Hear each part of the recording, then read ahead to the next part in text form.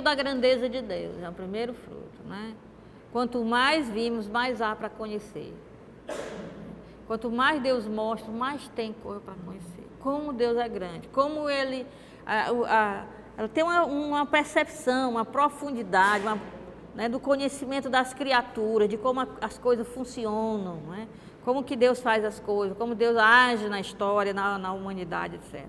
O outro fruto é o autoconhecimento e humildade. Por quê? Porque a pessoa vê a sua pequenez, vê a grandeza de Deus, vê a sua pequenez, vê a pequenez de todas as criaturas e vê mais intimamente sua própria pequenez, né? E o terceiro é dar pouco valor ao que é da terra. Todas as coisas que existem, elas só têm valor se forem colocadas a serviço de Deus. Se não for, não tem. Qualquer coisa pode ser valiosa. Ela não tem esses escrúpulos de, isso eu não posso. Eu sou uma monja, eu não posso viajar. Não, se é para servir de Deus. Agora, se eu for viajar para estar usufruindo de tudo, eu sou uma monja, não.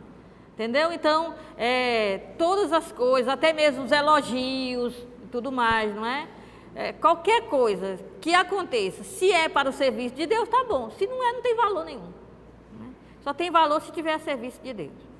Então, isso aí é muito interessante, essa percepção que ela tem de Deus, de si e de tudo mais. Não é? Só tem valor colocado a serviço de Deus. Qualquer coisa colocada a serviço de Deus tem valor. Não foi colocado a serviço de Deus, não tem valor nenhum. Não tem valor. Não serve para nada. Quando ela diz também colocado a serviço de Deus, é colocado a serviço do bem da humanidade, claro. Tá? Então, em vez de ficar falando... Então, o rapto é isso. A diferença do êxtase, do capítulo 4, é que no êxtase a pessoa estava num momento de oração, né? Foi orar e foi cada vez mais aprofundando na oração e pode ter acontecido o êxtase. Aqui a pessoa não está num momento de oração, não está em situação nenhuma, e ela diz que é ruim quando acontece em público, né? É que ela chama de voo do Espírito.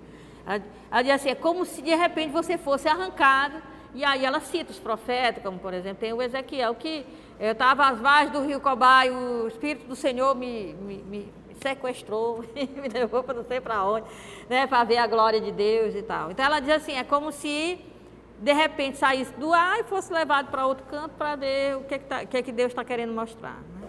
Mas o importante não é isso. Isso é até constrangedor, o importante são os frutos. Então tá tudo bem, apesar de estar dizendo, estou resumindo bem porque vocês têm um livro, então é mais fazer uma leitura para a gente ter chaves, não é para ler bem. São chaves que eu acredito que ajuda a ler, mas é um resumo que ajuda a ler, a gente pega no foco, no essencial. Tá? Então, no capítulo 6, ela vai falar dos efeitos do êxtase. Tanto aquele no capítulo 4, que é a suspensão, ou a suspensão dos sentidos, quanto esse do capítulo 5, que foi o rapto, ou o voo do Espírito. Quais são os efeitos? Então, a vida do místico, quando regressa do êxtase, o que acontece?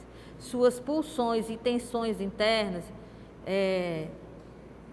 e seu novo modo de encarar a vida são totalmente diferentes. Aquilo que impulsionava o místico, aquilo que o movia a realizar alguma coisa, a querer algo, a desejar algo, não é mais a mesma coisa. As pulsões são outras. As motivações para as decisões, para o que ele quer, para o que ele deseja e anseia, não tem origem nele, tem origem em Deus. Então veja, é por isso que tem um livro que eu não encontro mais de jeito nenhum, que é Psicologia e Vida Mística. E ela faz um trabalho e mostra que Freud, quando veio falar da psique, pai, da psicanálise, tudo mais, ele já tinha muito tempo antes Teresa, que já tinha feito uma análise sobre a psique, porque ela faz análise da alma, a alma é a psique. Né? Então ela já tinha Teresa feito essa análise. E Freud dá como pulsão principal a libido, Para Freud, a libido é a pulsão principal que nos move, ela nos move inconscientemente. Então, para Freud, qualquer decisão que eu tomo, qualquer coisa que eu quero tem a ver com alguma coisa, uma fase da libido lá no passado, né? Até mesmo na vida intrauterina, se for o caso. Para Teresa, as pulsões humanas, elas são de diversas origens. Né? Como eu disse, na época dela se acreditava que poderia ser do demônio, da pessoa ou de Deus. Então, para ela, quem teve essa união com Deus mais forte, suas motivações, suas pulsões são de outra origem, não são originadas em si mesmo, mas de Deus. Deus é que lhes dá isso. Então, a gente aí pode entender aquelas frases de Jesus: eu vim para fazer a vontade do meu Pai. Quer dizer, o que me impulsiona, o que me leva a agir, não tem origem em mim mesmo, mas no Pai. Da mesma forma, no místico, o que lhe impulsiona a agir é originado em Deus. Né? O que lhe motiva a ação é originado em Deus. E aí o que seria, né, isso? Agora, o principal desejo, que não teve a questão do desejo, ela vai aprofundar essa questão do desejo. Ela vai dizer que a alma quer provar o todo. Ela deu uma bicadinha, assim, um aperitivo, né? Um aperitivo na vida celeste, um aperitivo na união com Deus. E aí ela deseja, que é o banquete inteiro, né? Então ela quer provar do todo. E o sofrimento da alma não é mais porque as pessoas não me compreendem, porque as pessoas dizem que o que eu tenho é um demônio, né? Ou por qualquer outra coisa, porque eu estou doente. O sofrimento da alma é que ela está nesse mundo. Ela deseja morrer para poder provar logo de tudo que ela vislumbrou rapidamente. Porque para Teresa, essa questão do êxtase é só um aperitivo, é uma coisa assim que é para Deus mostrar que tem muito mais e que fazer desejar mais, querer mais, não é? Então ela tem um grandíssimo desejo, ela vai usar muitos superlativos, né? E ela não se contenta com nada que não seja Deus mesmo, né? E não quer ferir Deus, não quer magoar Deus, não quer, como é que dizia, não contristais o Espírito, né? Não quer contristar, não quer ofender, não quer, né? Então, um desejo grande por Deus e um desejo de fazer a sua vontade e em nada descontentá-lo, em nada feri-lo, ofender, em nada, né? Então, esse é o duplo desejo. Sente essa vida como um desterro, um exílio, que é a vida, né, de Deus, né? Esse é o efeito do êxtase. O êxtase provoca isso, né? Então, quando passar essa fase, ela vai continuar querendo, claro, a vida no céu, a visão beatífica, mas ela já não é tão intensa. Porque se ela foi deixada aqui é para servir, ela quer servir agora. Mas nesse momento em que prova dos êxtases, quando ela está vivenciando essa fase dos êxtases, que ela quer morrer. E aí vai compor aquela poesia, eu morro por não morrer, né? Eu morro por não morrer. Que ela vai, né, falar muito do desejo de morrer para estar logo com Deus. E vai também, nessas sextas moradas, ela vai citar Paulo. Que Paulo vai dizer assim, que para mim o morrer é um lucro. Se perguntar o que é melhor para mim, o cara está preso, vai ser julgado, vai ser condenado. O que você espera no seu julgamento? Ser absolvido ou ser condenado? Eu espero ser condenado, porque para mim morrer é lucro. Mas, né, como ele diz, pensando em mim, olha só, se eu estiver preso, estiver correndo risco de ser morta, e alguém me perguntar o que eu espero do meu julgamento, eu vou dizer o seguinte: pensando em mim, eu acho melhor ficar viva. Agora, pensando, né, em Cristo ou em alguém, talvez, né, seja melhor eu morrer, mas se eu pensar mesmo no que eu quero continuar viva. O que Paulo diz? Pensando em mim, o melhor que pode me acontecer é eu morrer, porque morrer é um lucro. Que aí estarei logo com Cristo e tal. Mas pensando em vocês, o viver é Cristo, eu posso ainda divulgar o Evangelho, desde que o meu viver seja Cristo. E ela leva isso em consideração. Então, o desejo agora é um desejo de morrer, para poder usufruir de tudo, né? Isso aí também vai passar. porque ela é um efeito do êxtase. Quando o êxtase passar, vai passar. Não que ela não queira mais uma vida beatífica, ela quer, mas não é um desejo, não se sente mais no desterro. Então, ela vai querer viver a serviço. Aí é diferente. Né? Já que eu estou aqui para servir. Porque é o que lhe faz mais contente é fazer a vontade de Deus. Se ela está viva, é porque é a vontade de Deus. Se está a vontade de Deus que ela esteja viva, é para servir. Aí ela vai cada vez mais servir. Né? Nessa aqui ainda tem o egoísmo, né? O egoísmo ainda tem. O que é que eu quero? É bom estar em êxtase. Então eu quero logo isso de uma vez toda. Ou seja, eu tenho que morrer para isso. Então eu quero. Né? Então ainda tem o egoísmo do místico. Né? E que vai passar esse egoísmo. Ela vai pensar menos nela e menos nisso. Porque ela vai para um outro grau da oração, que é o matrimônio espiritual, que não precisa de êxtase, precisa de nada, porque fica com o templo do Espírito Santo o tempo todo, não tem não se aparta dele hora nenhuma, e já não há necessidade mais de se sentir isso aqui um desterro, uma coisa assim. Né? Então, agora no capítulo 7 vem os pecados do místico e a humanidade de Cristo. Né? Então dois temas que vai tratar, não é? Então, e esses temas estão interligados, tanto o tema do pecado quanto o tema da humanidade de Cristo, porque é o Cristo se tornando humano que nos salva dos pecados. Então, quando eu penso nos pecados, eu tenho que pensar na humanidade do Cristo, e que é o tema que ela é muito criticada, porque nesse tema tem os chamados espiritualoides, né, que vão ser tratados, principalmente por um Tomás Álvares, que é um comentador de Teresa. Ele deu esse nome não sei, porque também comenta em espanhol. Ele chama os espiritualóides da época de Teresa e compara com os espiritualóides de hoje. Porque o espírito é tudo, né? Tudo acontece com o espírito, e só no espírito, e o corpo não tem valor. Então, para Teresa, as coisas que acontecem dentro da alma, elas refletem no físico, elas refletem, se os sentidos param de funcionar, é porque o meu corpo está interligado com o meu interior. Então não tem essa coisa, que o corpo esteja desligado do espírito, acontece só no meu espírito. Não existe isso para Teresa.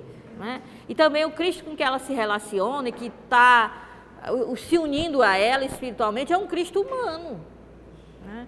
Então ela vai falar dessa humanidade de Cristo. Né? E ela vai dizer que o que mais acontece nessa hora aqui, não é que o místico peque, mas é que o místico recorda, não é tanto o que ele faz de errado, porque o que ele tem é um processo de conversão muito profundo, né? Uma restauração da vida íntima dele, uma reforma íntima.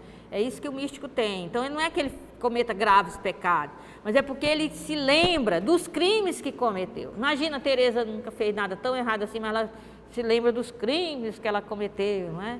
Que para ela eram demais, não é? Porque quais foram os crimes que ela ficou distante da oração, mesmo já tendo provado de algumas vezes, não é? Que ela se dispersou, né, em outras coisas mundanas, coisas que eram importantes para o mundo, né, como ser o centro das atenções, e conversar, e falar da experiência de quase morte que ela teve, etc. Né? Então, isso foi crimes grandiosos que ela cometeu. Então, por que foi um crime? Agora, como é que ela se lembra dos pecados? Né?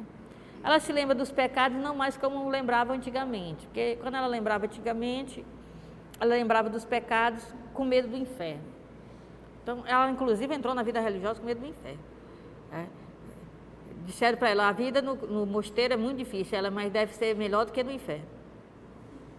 E aí ela entrou na vida religiosa. Medo do inferno.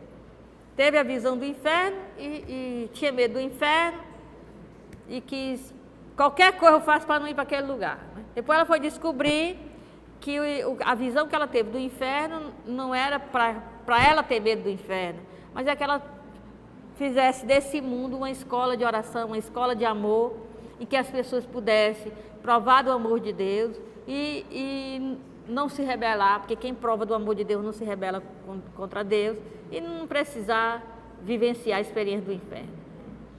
A visão que lhe foi dada foi para que ela cuidasse dos outros e não para que tivesse medo do inferno.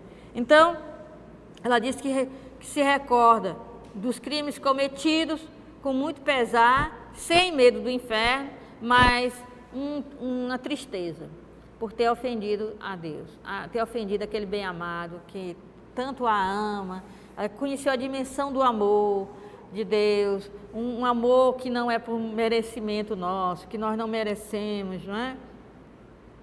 Mas Ele nos ama, provou da intensidade desse amor, então ela se sente triste porque não cuidou desse amor, porque não foi recíproco, né? Ela, durante muito tempo da vida dela, não teve essa reciprocidade.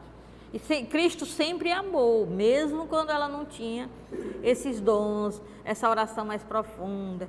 O que acontece é que agora ela sente esse amor. E por isso que ela quer que todo mundo tenha o mesmo caminho. Ela está escrevendo isso aqui para ser um caminho, para que todo mundo prove desse amor, né?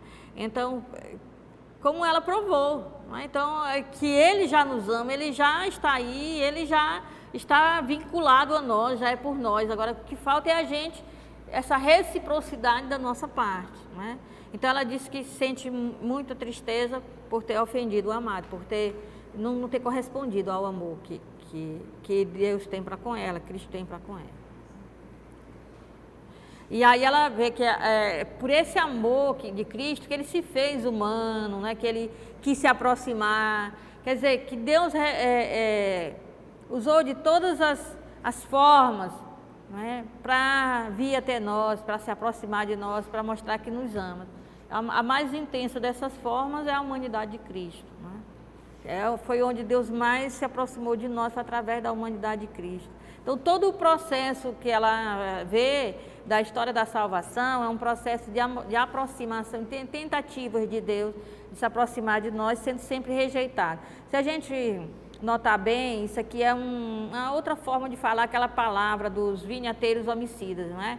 Que diz que o patrão arrendou a terra e ficou mandando empregados, os empregados eram mortos, eram espancados, eram expulsos da vinha. E aí ele disse, vou mandar meu filho, né? E mandou o filho e aí mataram o filho dele. Então ela vai dizer isso, que Deus usou de todas as formas para se aproximar do ser humano, e a humanidade de Cristo é a forma mais eficaz, né, que exigiu mais de Deus e é mais eficaz. Tá. Bom, então vocês estão vendo que é como se fosse a escada de Jacó, ela vai subindo nesses capítulos, né, mostrando as coisas cada vez mais. Aí agora nós já tivemos a ferida, né, que é aquele sofrer, o padecer, não é? Depois nós tivemos, o que mais? Nós tivemos a profecia, né? Deus que fala fala a alma, a ferida, a profecia. Nós tivemos os êxtases no sentido de entrada em si mesmo, não é? Que é a suspensão dos sentidos, o arroubamento, o êxtase, etc. E nós tivemos aquilo que não é assim, um rapto espiritual, não é? Que é uma coisa que não depende do místico, certo? Aí nós já tivemos os efeitos disso, né? Que os efeitos é cada vez mais uma transformação interna do místico, um colocar-se a serviço, um perceber o valor das coisas no serviço de Deus, um olhar a grandeza de Deus e a pequenez sua mesmo, né? Um repensar nos seus pecados, não como medo do inferno, medo de castigo, mas uma tristeza por ter ofendido a Deus. Aí agora vem a visão intelectual. Então é mais uma mercê, mais um dom, não é?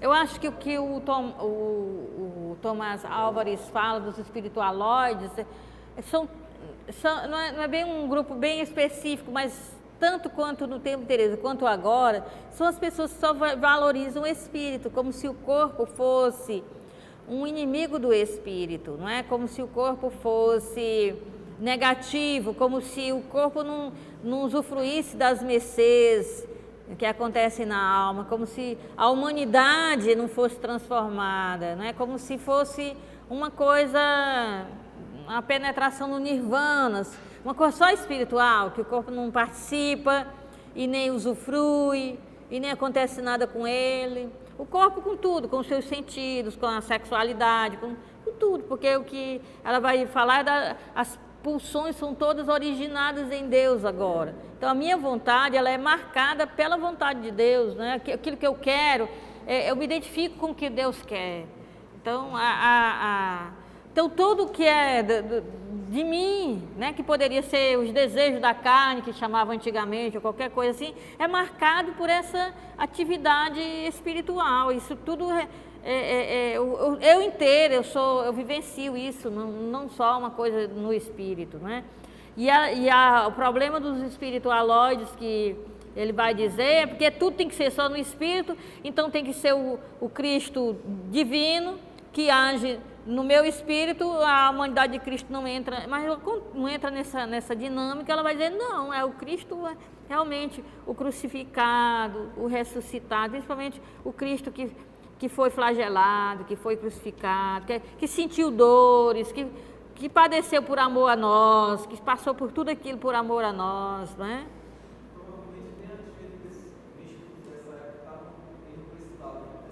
Tinha. E também os teólogos, né?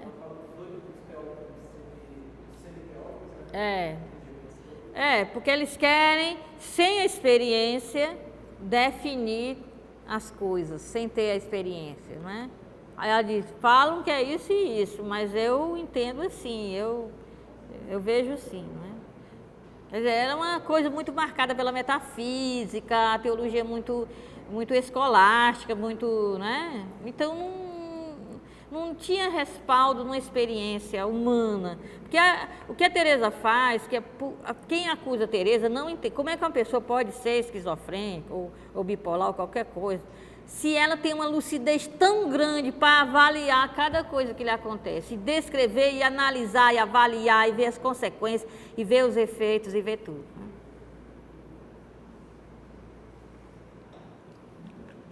Certo? Então isso aí é muito, mostra a lucidez dela, né? Mostra como que ela é uma pessoa que é lúcida, que vê, ela quer passar aquilo que o mundo pode se tornar melhor com pessoas melhores. Ela não quer saber da pessoa querendo efeitos, fenômenos extraordinários. Ela não quer nada disso. Ela não quer que ninguém viva fenômeno, nem ela nem ninguém. Se acontece, tem suas mercês, tem os seus problemas, suas cruzes, o importante é o que isso causa em mim. Então, se a pessoa entra em êxtase, o importante não é que ela entrou em êxtase, o importante é o efeito que o êxtase causa. Quer dizer, as minhas pulsões se identificam com a vontade de Deus. Há uma reforma interna, há uma virada da pessoa. A pessoa queria uma coisa, depois vai querer outra. Ela vai querer o que Deus quer, ela vai estar a serviço. Ela vai querer o bem do outro, ela vai viver a serviço, ela vai reconhecer a grandeza de Deus, ela vai saber da pequenez dela, etc. Não é? Tá? Então, não é o êxtase. Isso não tem nenhum importância. Tanto que essa suspensão do sentido pode ser a mínima, mas a pessoa pode ser tocada internamente de forma tão profunda que ela mude radicalmente de vida. Porque ela diz que não importa a que grau se chega, o importante é o que conseguiu, já está bom, já é ótimo. Qualquer coisa que se consiga já é maravilhoso. Como ela diz, é muito proveitoso, né, que ela gosta de dizer. É muito proveitoso isso, né? Tem de grande proveito. E é uma lástima não se conhecer, não conhecer as grandezas de Deus, não ter intimidade com Deus, é uma lástima, né? Não conhecer as suas próprias mazelas, né? Que lástima, né? Tá certo? É nesse sentido. Bom, então, o que seria a visão intelectual e efeitos, né? Isso aí. Então, como eu estava falando antes, as graças da experiência cristã, através da humanidade de Cristo, sacramento fontal de todas as graças. Então, por que vem essas mercês a ela? Por causa da humanidade de Cristo. A humanidade de Cristo é a fonte dessas graças. Então, toda essa coisa hoje Maria, medianeira e todas as graças, não condiz com os escritos de Teresa. Cristo é a fonte de todas as graças. Todas as graças nos vêm pela humanidade de Cristo, né? É por meio da humanidade de Cristo que nós recebemos todas essas graças. Ele, como pegou de Teresa, o Eduardo Schillebeeckx, acho que é Eduardo, né? Schillebeeckx, de Cristo, Sacramento do Pai. Então, ele é que através dele é que o Pai está presente entre nós, e através dele é que o Pai nos dá todas essas graças, né? Então, todas as graças vêm através da humanidade de Cristo. Né? Então, e aí ela vai falar o que é a visão intelectual. A visão intelectual, ela vai ser complicada, porque pedem a ela para descrever como é Cristo. Ela vê Cristo. E como é que ela viu Cristo? Não foi com os olhos da carne e muito menos com os olhos da alma. Ela não viu sem ver. Como é que viu? Viu como o cego vê. Né? Ou seja, se o cego tiver lá, por exemplo, sentado na cadeira, dizendo, o seu Raimundo da minha infância, né? E a criança gostava de brincar, né? Então o seu Raimundo cego, né? Aí a gente ia ponta dos pés, né, para aprontar. E ele dizia, e aí, Aila, você... Aí, então, eu sabia de alguma forma que eu estava ali, por mais cuidado que eu tivesse. Então, eu já cheguei a perguntar, ele realmente é cego? Ele é cego porque, diziam de novo a história, ele estava na passagem do ano, ele foi soltar os fogos, explodiu nos olhos dele, queimou os olhos dele, é totalmente cego. Né? Mas ele vê a gente. Ele vê como um cego vê, não é? Você fica esperta porque ele vê, ele sabe que é você. Né? E uma vez eu até falei com a voz do meu irmão Mauri, fingi que era ele. E aí ele conversou comigo, eu digo, hoje eu enganei, mais que nada. Depois ele falou, meu não, pois está certo ainda, vai com Deus. Então, Teresa, vê Jesus, vê como esse cego vê. Isso era no meu passado, essas coisas todas eu já superei, estou no mais alto grau da oração agora. Né? Então, é assim que ela vê o Cristo. Ela sabe que é Ele, sabe que está ali, tem certeza, e Ele diz, não temas, sou eu. Né? E ela o vê, não vê com os olhos físicos, nem com os olhos da alma. Ela não pode descrevê-lo. Pois diga como ele é. Isso é burrice, gente. Como é que a pessoa tem uma visão intelectual? Quer dizer, a minha mente, a minha mente sabe quem é ele. Eu escuta como é a voz dele. Alô, não é assim não é assim que funciona. Não é? Como é que é o rosto dele, já que você viu? Como é que é a voz dele, já que você o escutou? É burrice. Né? Porque isso é uma coisa que se dá num outro plano, é no plano do saber. Eu sei que é ele, sinto que é ele, tenho certeza que é ele, tenho certeza que ele falou isso, mas eu não ouvi voz nenhuma e nem vi ninguém, mas eu ouvi e eu escutei. Né? É assim que funciona. Né? É desse jeito. Então, não vê com os olhos do corpo nem da alma, mas sabe que ele está ali, que ele fala com ela e o que ele diz. Né? Então, aí, contra os espiritualoides. Né? Então, foi exatamente depois dessa visão intelectiva, que teve a profecia e a visão intelectiva, que ela passou a fazer as fundações e os escritos. Foi só depois disso. Antes da fala e da visão intelectiva, antes que o Senhor falasse a alma dela, profecia, e a visão intelectiva, ela não sabia que era para escrever, não sabia que era para fazer as fundações. Né? Isso aí foi uma coisa que veio fruto disso aí, né? Desse dom que ela teve. Isso aí são os comentadores que falam. Agora, a visão imaginária. Antes era a visão intelectiva, agora no capítulo 9 é a visão imaginária. O que é a visão imaginária? É uma visão simbólica. Então, é uma visão do tipo do Apocalipse. Então, como são as visões do Apocalipse? A visão do Apocalipse tem para você desenhar, porque não dá para desenhar. Né? Como é que João de Patmos vê a abertura do livro? Como é que ele vê o Cristo? É uma pessoa que tem no lugar da língua uma espada, já ficou feio, eu já sairia correndo. Os olhos são de fogo, raio laser. Né? Os pés são de bronze incandescente. Olha, se eu ver um Cristo desse jeito, sai correndo, te juro. Né? O que é isso aí? É uma visão imaginária. O que é isso? É um simbolismo, né? Por meio de símbolos, de figuras. Não é? Ele se apresenta. E aí ela fala que aqui é preciso muito cuidado. Porque aqui é onde entra a imaginação, uma zona perigosa. porque a pessoa mesmo pode se dar a visão. Né? Então, essa coisa eu estou vendo, né? E às vezes vem uma coisa totalmente desbaratada. Então, a visão imaginária é uma cristofonia. O que é uma cristofonia? É aquilo, não tinha as teofanias do Antigo Testamento. Então Moisés via Deus, mas via Deus como? Lá no trovão, no relâmpago, no terremoto, não é? Em forças da natureza que significam um poder, era assim que ele via Deus, mas a cara mesmo de Deus ele não via. Não é? Então as teofanias, né? Como foi que o Elias viu Deus? Já viu num sussurro suave de uma brisa, não é? Então, como foi que Cristo se apresentou, ele se manifestou após a ressurreição? Tem várias experiências, né, com Cristo ressuscitado. Por exemplo, a experiência com o discípulo de Emaús, ele não parece nada com o que ele é, né? Então, é mais ou menos nesse sentido de cristofania, de manifestação, através da nuvem, né? Não é a coisa que dá na imaginação, que é marcado do símbolo, é como um sonho.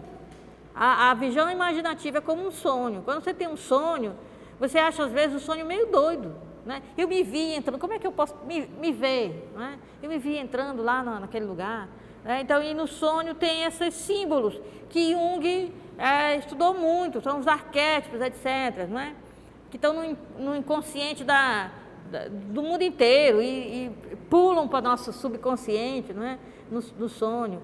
Então, a visão imaginativa, ela é assim, são experiências com Cristo glorioso, mas no sentido natural, ou seja, elas se dão a partir da minha faculdade da imaginação.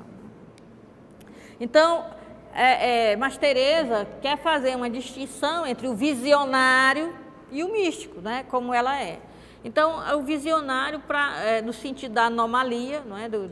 Então, ela tem aquela visão e ela diz, vem falar comigo. Muita gente vem falar comigo que viu alguma coisa, né? Eu entrei numa oração, aí eu vi, isso assim, assim, assim, assim, assim e tal, e conta para ela, né? Ela vai dizer que muitas pessoas contam para ela. Mas o que pode discernir? Quando a visão ela é vinda de uma anomalia, coisa da imaginação, que a pessoa se convence que está vendo, que para a pessoa está vendo mesmo.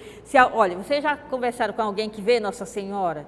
Gente, não tem como convencer a pessoa de que a pessoa não está vendo Nossa Senhora, não tem como. Não é? Então nem tente, não tenta não, que é perda de tempo. Certo? Então, o que acontece? Ela vê, não é aquilo ali tudo. Agora, esquecem depois detalhes. Se contar bem aqui, daqui a pouco for contar de novo, já não é a mesma coisa. Não é? Não traz efeitos de conversão na pessoa. Né? É produto da mente mesmo. É uma coisa como se fosse um sonho. Uma visão imaginativa é um sonho de coisa do subconsciente que pula para o sonho. Você conta aqui, amanhã você não lembra. A gente lembra, quando Deus nos fala no sonho, a gente lembra pro resto da vida. Quando o sonho é uma mensagem de Deus, a gente lembra pro resto da vida. A gente tem um sonho quando criança e quando a gente ficar velha, a gente não lembra. Eu sei porque eu tenho 52 anos, eu me lembro nitidamente de um sonho. Os outros sonhos, que eram produto da minha imaginação, eu não lembro nenhum deles. Eu não me lembro do de ontem. Aliás,